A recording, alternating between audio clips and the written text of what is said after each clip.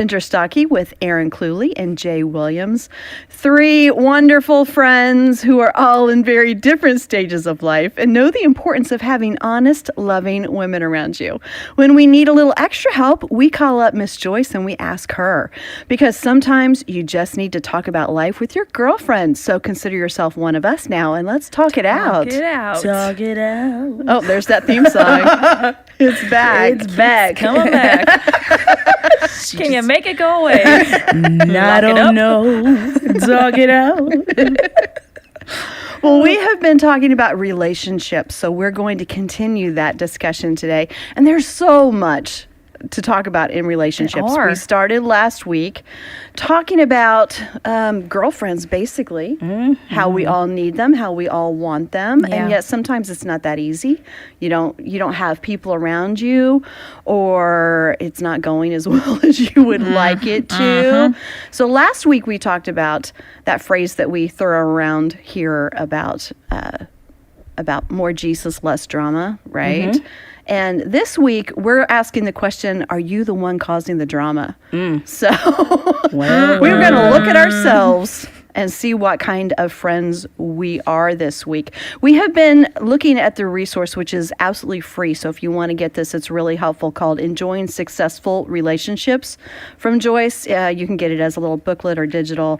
You can find it at joycemeyer.org/talkitout. And it's really good. So that's what we're continuing to talk about today. Yeah, it's a really helpful little booklet too. I've been reading through it and I'm like, oh, these little nuggets are so good. So make sure you download it because it's fun. It actually does like what we're talking about today with checking out how we are as friends. It's going to be fun. Yeah. It's going to be, sometimes it's a little difficult to think of yourself as like, the reason why a friendship doesn't work out, because you always want to point the finger at someone else. But that's so true. It's like, it's their fault. Why do I have to look at me? Why can't I just blame everybody else? Let's talk about you again. I'm way more comfortable with that. You tore up our friendship, not me. Yeah. And we also have a guest with us today who we're excited for you to meet, because we told you a long time ago, back in season 1, that we really are 4 friends. Yes. Not just 3 friends. Yeah. And one of our friends, Megan, moved away not long ago. Yeah. And abandoned us. We missed She her. left us. Exactly. So single girls, be listening, because Megan is our single friend and she's going to have a lot to say about this. She's going to have so much wisdom to shed and story. I heard she had a good story to tell us too. Yeah, because we're going to transition from just friendships into men and dating, and next time we'll talk about marriage. So yeah, good stuff. So do any of you have any examples of friendships that have been trying for you? Or you want me to go first? You're both looking at me like... Because I don't want to be the first to say this group. No, I'm just joking. I know. How do I say it? How do Their names rhyme with Ginger and Pay. You're not very good at rhyming. That was not my strength in school. With the rhyme. Yeah, you go first this time. Well, I used to have this friend that I would put in air quotes. Oh my God. I Every had time you this said friend, you put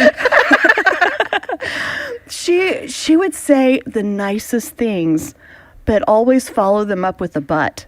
So Oh, that's terrible. she would say things like, "Oh, that is the cutest outfit, but those shoes." Oh. Or really? You look really nice today, but let's do something with your hair. Yeah. And so She can't just give a That's compliment. awful. no, it just wasn't possible for her. And so for a long time, I'd laugh because it was kind of funny. And then after a while, you start to think, well, can't you just say something nice and stop? And then after a while, because this is the way I get, I'm like, bring it on. Say what you want. I can take it. And so that was one of those friendships that you don't want to call it a friendship and then sneer every time you're going to be with that person. Yeah. No. Wow. So not worth that your was a little time. bit of a tough one. Yeah, Yeah. for sure. Had to adjust. Aaron. I have one. Yeah. I'll probably cry. It's going to make our producer so happy. He likes it when we Mostly cry. because it's his fault. Oh. So I had this realization yesterday. He came by my office and just gave me some encouragement.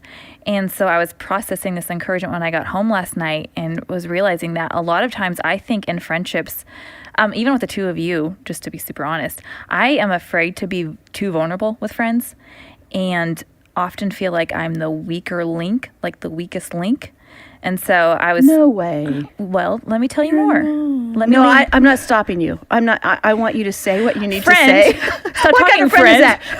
That is totally wrong what you're saying. I'm just making faces like, no way. And your eyes are getting real squinty at me. Yeah. I was realizing just last week I had this thought that like I am the weak friend of the three of us, and I don't even deserve to be sitting here with the two of them because they're brilliant and beautiful and funny, and what do I have to offer these friends? So I seen myself like that causes me to pull back and not want to be as honest or as I know I'm confident in myself. However, I can see that those things come up sometimes. So with friendships like the two of you, I'm not good enough to be your friend, so I'll just kind of pull back. Oh my goodness. Well, okay, first of all, thank you. Seriously,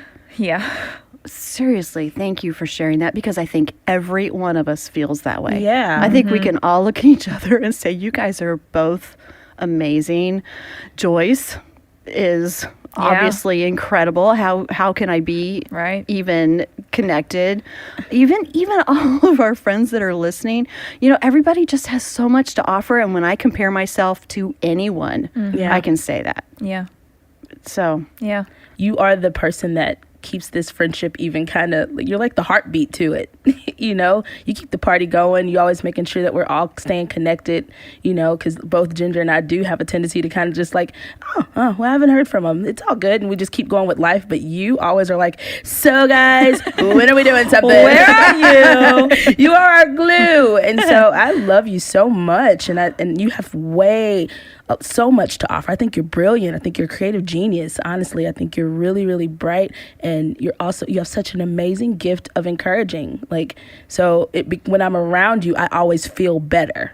I literally can walk around you and you find something nice to say about everybody. That's genuinely who you are. And so I feel better because you're my friend. I need you in my life. And I think everyone listening can hear that. Yeah. The things that you've been able to share on the podcast have been so authentic and so real and from your heart. And I think that's not only impacting Jay and me, but all of the other friends who are out there listening with us right now. That's and really nice. One of the reasons I love you so much is just because there is so much good and talent and love in you. It just exudes. It just overflows everywhere. And so, anyway. That's nice. I think while I was thinking about this, because I'm probably not the only one who has experienced this. Our friends listening are probably get it. That it is hard to be vulnerable sometimes in your relationships because you compare. When you get close to someone, there's that comparison or trying to figure out like what your footing is and where you fit into a relationship. And the enemy doesn't want us to have close friends because when you in our relationships, for example, with each other, we encourage and strengthen each other because we're pushing each other towards Jesus and we're building each other up. Well, the devil's not going to like that. Right. So he's going to mess with us. Yeah, and definitely. So just to get in there. So I think it's important. And what you're doing here on the podcast, too. Yeah. Yeah. He is not going to like what you're sharing here because it's helping a lot of people. Yeah. And let's be real. We're not the easiest people sometimes. No. You and Ginger? You and Jay? I know I'm not. We're kind of strong women, and you are too, Erin. And so for all of us to be in this together, I think it's just a God thing. It's just kind of nothing short of a miracle. Exactly. Yeah. Exactly. And I've had people that ask, like, how are y'all so vulnerable on this podcast? Yeah. Like, I know you mentioned somebody asked, like, do you know that this goes on forever? Like, someone said, I can't believe the things you say. Do you realize that that'll be out there forever? It doesn't just disappear. No. Like, yeah, we realize it. That's kind of the point. If we're not going to be real, we're not going to do it. Yeah, and that's what makes this friendship so so strong, and that's why you all can join along with us, is because we are truly like it's kind of like walking on like shaky ground, but like thin ice. Like, okay, I'm gonna share it. Here we go. Yeah. You know, like even if you saw like our body and then language, you hear the crack, and the ice falls through. it's like, and we just go for it. But that's why it's good to have good people around, so that you can feel safe to say those things that even what you just shared, Aaron, and I'm sure we'll share more in this particular podcast, because friendships, and that's the one thing that I've had to work through. Friendships are not they're not easy. They're work. Yeah, right? Absolutely. You have to work at them, and you have to be okay having difficult conversations. You have to be loving through those conversations. You have to know when not to speak, you know? So, yeah, that's why this is healthy. Absolutely.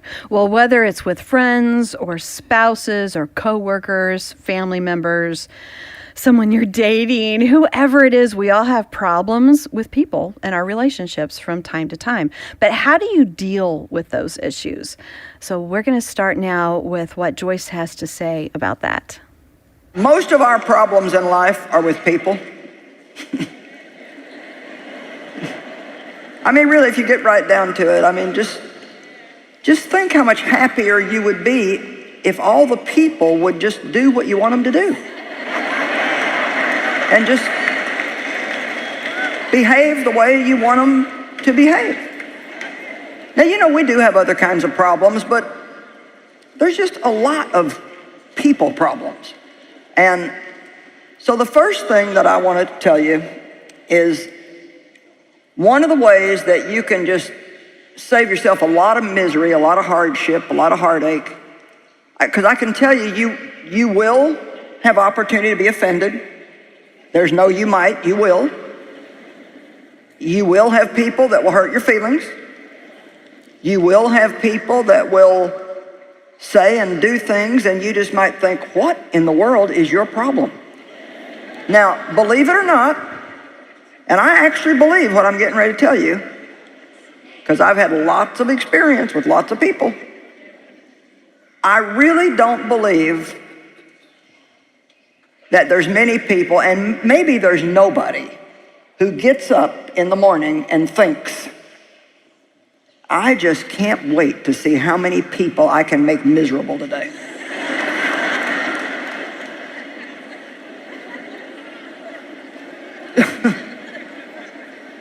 I mean, I just don't think that people do that. And I think that most of the pain that we get from other people are a result of their own pain. You're not all ready to swallow that, huh? Sounds to me, Joyce, like you're getting ready to ask me to feel sorry for him. Well, no. But my father hurt me so bad, and he hurt my mom so bad, and my brother, and thank God, through his grace, I was able to recover and still have a decent life. But my mom never had a decent life. My brother ended up committing suicide, and it's just, he just hurt so many people so bad. But you know what? He was a hurting man. He was a miserable, hurting man. And when you're miserable yourself inside, it's going to come out somewhere. And it's going to come out on somebody. Now, that doesn't mean that it's okay for people to do that. It doesn't mean that we just let them abuse us and don't confront them or take up for ourselves. That's really, to be honest, that's not even what forgiveness is. It's just not. But one thing that we are commanded to do in the Bible, it's not a suggestion. Come on, the things that Jesus said are not suggestions.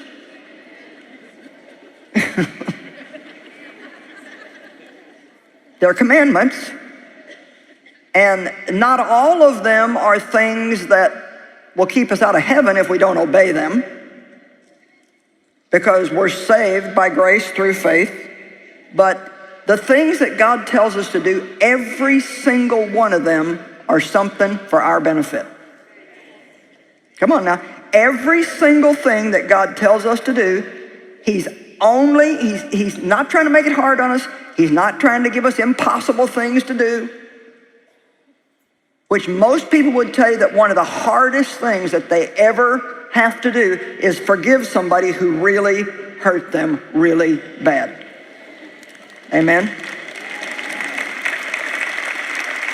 And we just think it's not fair, and how could God ask us to do that, and on and on and on. But he's really trying to help us by doing that.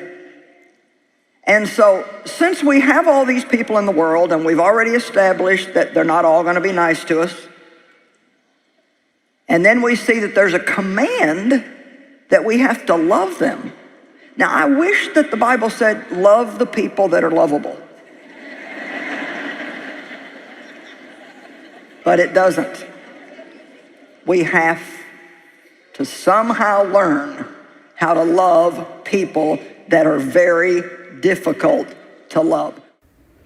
I love what she said. I wish the Bible said love the lovable. I know. Isn't there a version that says that? I wish it was. The New Standard J version, yes, that's what it would say. Yes.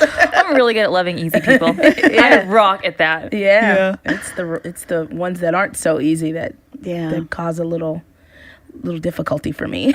Well, that line that she said that of course we've heard from her many, many times, but it's so important to remember is that usually you're hurt because of the hurt in someone else. Right. Yeah. That's where it comes out. Yeah. And I've had a relationship in my life that I have really seen turn around through remembering that, because it's been hard, and the things that are said or the things that are done, and they hurt you. You know, they kind of cut to your core, and then you begin to think about the motive, because I think motives are so much more important than what actually happens. Sure. Sometimes the motive, if it's not specifically to hurt, if I can get to that point that I realize that and let go of that hurt, and that forgive thing that Joyce is talking about is really important. But I've had a relationship like that for years and years and years, and it hasn't changed. And I prayed and prayed, and it hasn't changed. But I had to change. Yeah. My shifting my perspective of our relationship and not being offended, telling myself, I'm going to be unoffendable. I'm going to be unoffendable. Yeah. And I'm not going to pass it along to someone else either, you know? Yeah. Those two things have really helped our relationships. It's much stronger. It's amazing how when you can shift your mindset, Yeah. it is what it is. Yeah, right. But then it doesn't affect you so much. It won't destroy your day because Yeah. your perspective's That's different. the key. Yeah. Is how am I going to respond? I can't change how they're going to act. Yeah. And that's what's helped me establish relationships now. I had to do this recently where a friend was just like, she's like, I don't trust you. And it was just based off of just false stuff that wasn't really me. And I knew at that moment, because my flesh wanted to say like, but that's not true. That's not that. I didn't.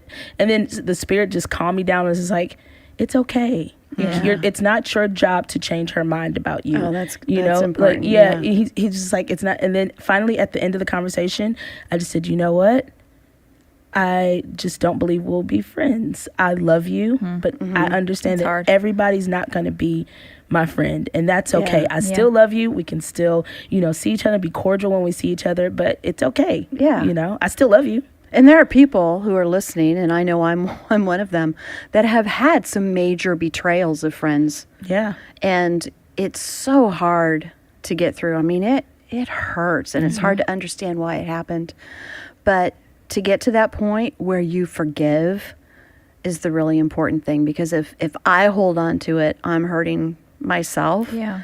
If I can forgive and do what you said, Jay, I understand that we're not going to be friends at this point, but I'm not going to hold this as bitterness. I'm not going to hold this against you, and see what God does with it from there. Yeah, and it's still something I'm working through, because I literally have to keep saying, like, if Jesus can say, forgive them for they know not what they do, forgive them for they know not what they do. Like, if he can do that, I can do that. I have a hard time saying goodbye to relationships just because as you grow in life, you can't keep all the friends you've ever had. It's just you grow apart, and there's a lot. It's too much. It's too many things. But like the guilt of letting go of one, like saying I couldn't make that one work any longer, makes me almost feel like I failed because I couldn't keep them all my little fishy little friends chickens together. Yeah, Fishy friends. my fishy friends. Your fishy friends. Like not what we're I all meant. little guppies in your bowl of life. I I give you all of my pot, my friend pot. It is hard. It's hard to keep up with friends, and it's interesting when you move or when you have major life transitions, what relationships you stay close to and what.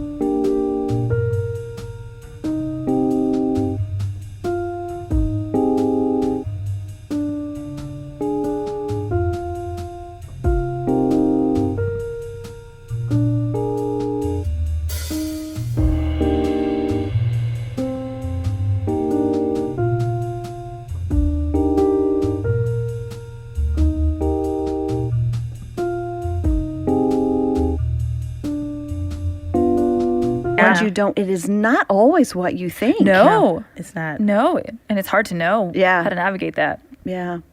So you take on a little guilt with that sometimes? I do.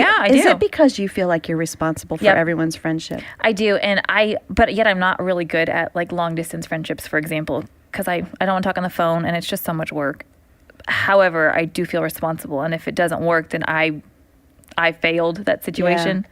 You know, I had a friend when I moved away from Ohio to Missouri to work with the ministry. I had a really good friend, and she said, "I'm just going to be honest with you.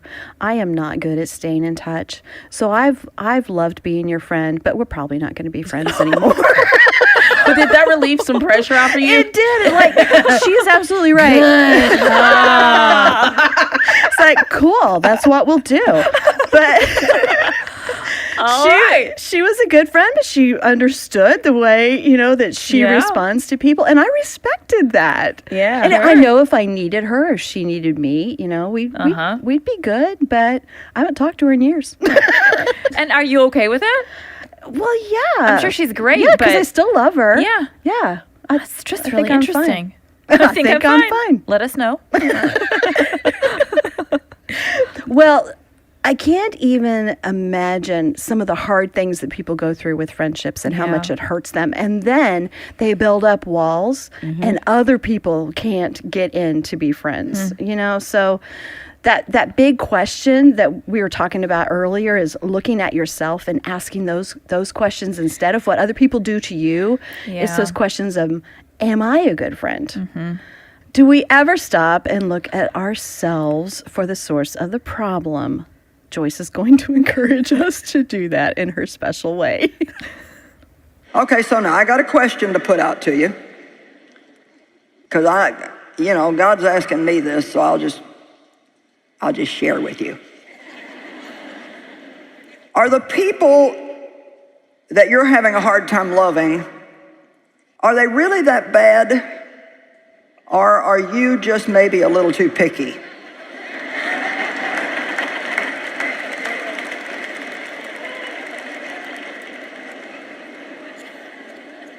For example, I don't do slow very well. I can do more things in 1 hour than most people could do in a week. And I think fast, I make fast decisions, I move fast, so I just don't do slow people real well. So,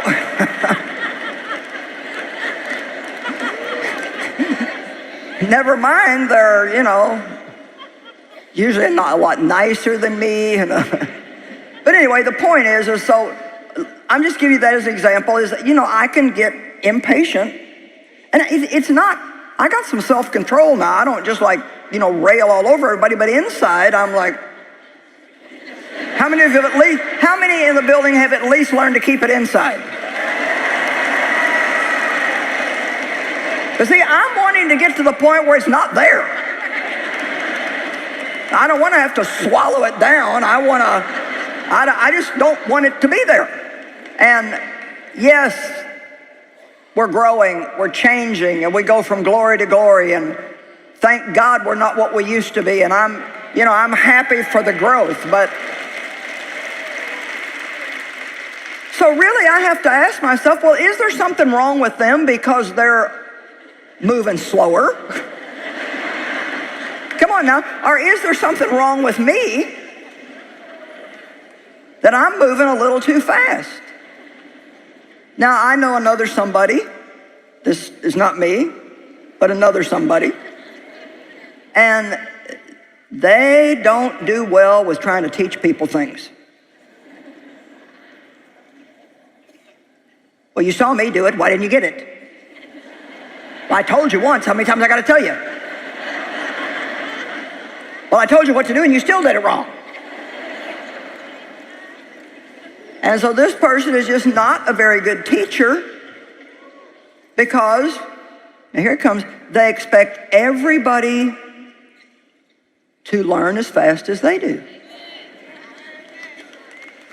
But everybody don't. And the thing we got to realize is if you have a quick brain, it's because God gave it to you. It's not because you're better than or smarter than or above. You got it as a gift from God, and He gave it to you for a purpose, but the purpose was not to look down on other people who aren't like you.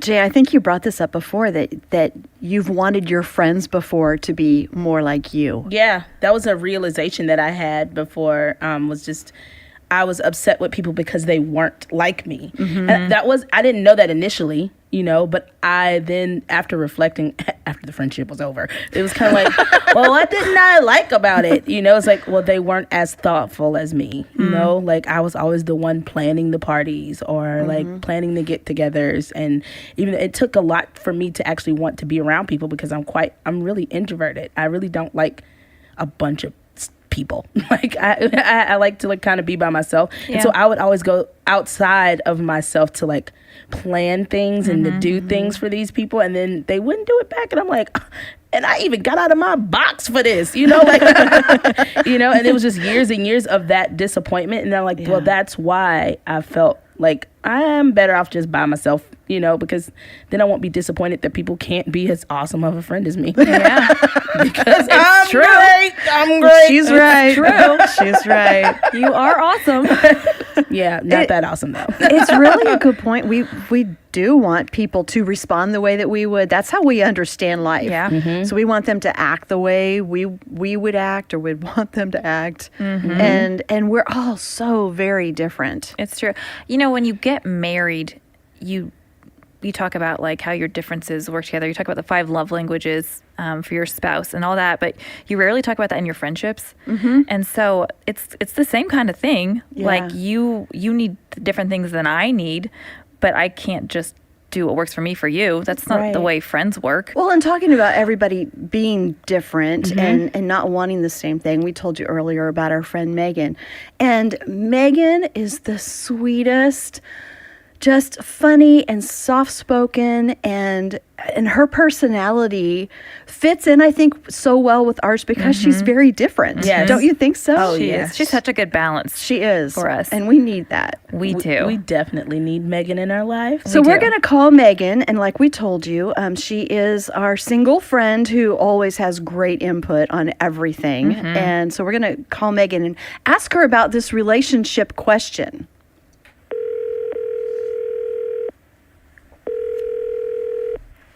Hello. Hello. Hi, is this our friend Megan? Hi.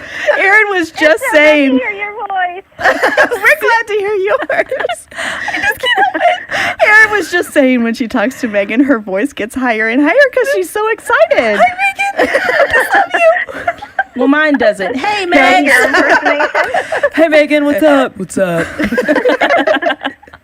Well, Megan, we're talking about friendships, like and we were just talking about how much we need you in our lives, and you're just such a wonderful balance for all of us, and we love you, and we think you're wonderful. But, that aside. Let's talk about the real stuff. I want to know, from your perspective, when you look at relationships with girlfriends, as a single girl, how important is that as a single woman to have people around you that you can trust and depend on? Next to God, it's probably the most important thing. And I could go on and on about just the three of you, but like, he's blessed me with such great friendships that, you know, have been there for me through so much. I mean, I've moved across the country. I've changed jobs a couple times, been through like hard family stuff. And without friendships, like those people that, you know, your family knows everything about you. They watched you grow up. They're with you through thick and thin. But friendships that like you choose to have in your life and they choose you to have in their life, like it just goes without saying how important that is, that you can lean on them and choose them day after day to be there for you. I love that. Me too. We haven't talked about that there's something really wonderful in being chosen by someone else. Yeah. It feels be a so friend. good. Yeah. Thanks for choosing me, Megan. Yeah. Oh. Just need a group hug. Well, that's a great answer because, like you said, God is still the number one priority, and we've talked about that a little bit. You can't put friends before God, but we need people, and He knows we need people. So that makes a big difference. Well, and all in different ways too. Like, I love seeing how He just orchestrates friendships, and like sometimes they're just seasonal. Sometimes you only have them for certain times. But like us, it's been a long distance thing now that we're all conquering, even though it stinks. But just, I love how He beautifully does that. Like for different seasons and in different places. Like, He's just so great like that. He is. We also want to transition a little bit and start talking about men. We've talked a lot about our girlfriends and the importance of those relationships. But when you look at friendships with men and beyond that, dating relationships, and like we said, next time we're going to talk about marriage. So Megan, as a single woman, what's the dating world like now? Tell us so we can live vicariously through you. I don't know if I want to. Yeah, it's probably not that. It's not always easy, is it? No. I would say it's really challenging. I mean, I only know it for what it is right now, but I think social media and movies and television, like, it can make it really hard to have, like, an authentic, like, relationship with a guy, and even sometimes just a friendship, because there's that stigma of, oh, if you're married or if you're friends with a married guy, there's obviously something going on there. Not necessarily. I mean, don't get me wrong, sometimes things happen, but like based on things that I've seen and social media and just different friendships and everything, like it can be really hard, like just to be friends with a guy. And even if they are single too, like you guys have different expectations of the friendship that may not always be communicated, to where you can end up not being friends because maybe somebody had feelings for someone else and they went unspoken. And so it's definitely been a little challenging, but it's good. She's so optimistic. I wonder, Megan, do you feel like it's true that some of that is more difficult when it comes to Christian single men and single women? Like there's some expectations put on you by, I say the church, quote unquote the church, but where it's just a little bit more challenging, whereas maybe that's not the case if you don't both know the Lord. Obviously you should. It's not my point. Yeah. Like all Christians are moving toward marriage only. Yes. Yeah. Like maybe Christians should only be looking to get married. You can't just be friends with the opposite sex. Yeah. Yeah. Yeah. I think so.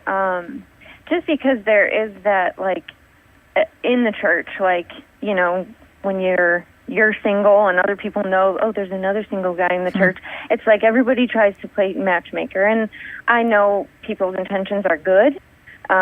They get excited about love, and they know two single people, and they want to piece them together. And like you're the only two in the world. But it is. That's kind of like that whole pursuit, too, of, like, almost guys just don't know how to pursue or just be friends with a girl first. It's, if I'm going to talk to this girl and I know she's single, I have to pursue her. And what does that look like? And what are her expectations and everything? So I think within the church, definitely it can be more challenging than just in the world. Yeah. How's that pressure kind of build up for you? Well, I know that you've had experiences where maybe you thought a relationship was going well and then it didn't, or other people put pressure on you. Does that release valve ever just kind of go off and you lose it? I don't know if I've shared this with many people at all. I've been talking to a guy, kind of like on and off dating, just getting to know each other. We've gone out a couple times, and my mom and my aunt were coming to visit, and he knew that they were coming. And this was like at a point in my life where I was just super insecure, and kind of like that, I put all my eggs in one basket. I was just expecting things to work out with this guy because I'd heard good things about him, and that weekend came, and I didn't hear from him at all. And that wasn't, like, new to me, that it was kind of like that. Like, I'd hear from him, we'd go out on a date, wouldn't hear from him for a while. So the weekend came, he knew, like, my mom and my aunt were coming, and didn't hear from him at all. And we were shopping, we were in TJ Maxx, and my mom was like, I was really hoping to meet that guy. It sounds like you're starting to like him. And I just started bawling. Like, we're in the main aisle, and I just lost it. And, like, you guys know me. I do not like attention on me. And I am also not a quiet crier. So I'm, like, hands in the face, like, crying. And my aunt turns around, and she's like, what did you say? And so they both are like, what's wrong? And I said something along the lines of, like, why is it that no guy wants me? Or what is it about me that, like, no guy will commit to? And it was a turning point for me because, like, my mom got tears in her eyes, and just the look on her face, she later told me, like, it broke her heart to think that I was, like, in such a deep place that I thought there was something wrong with me. And when she told me that, I was like, well, what else would it be? Like, why, I've had all these guys, like, talk to me, I've gone out on dates, and, like, nothing has happened. And from there, it just became, like, this huge...